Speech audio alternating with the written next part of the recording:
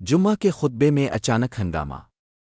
ایک شخص نے کہا، مولانا سیاست بند کریں، مگر علامہ صاحب نے ایسا پرسکون اور حکمت بھرا جواب دیا کہ محفل ساکت ہو گئی۔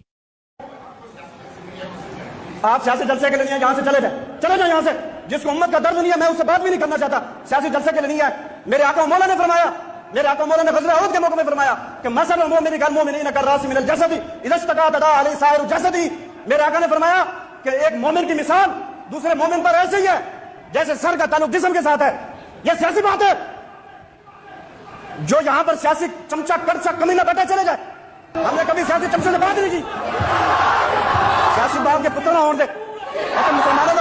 مسلمانوں کا خون بہایا جا رہا ہے سیاسی کرنے۔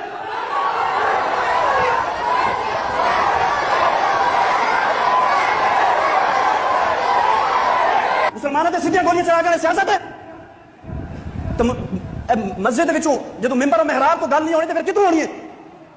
مسلمانوں کا خون ہے نا سستا ہے کہ جدوں دل کرے جناب جا کے تسی بہا دو تو پھر کہہ دے کہ سیاسی گل ہے۔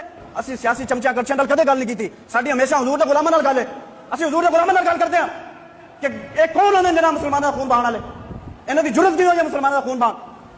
اور میں دسدا جاواں جنوں ڈیڈ تکلیف ہوے لکھ واری ہوے اے تو دفع ہو جائے، سیاسی گل دے پتر نہ ہوتے۔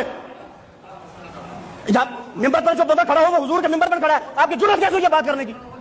ممبر رسول پر کھڑا ہے جو بندہ، میری بات نہیں ہے، ممبر رسول کی بات ہے۔ اسی تانوں کھڑ کے لایا جا کے جمعہ پڑھو، جاؤ کتے ہور جا کے جمعہ پڑھو۔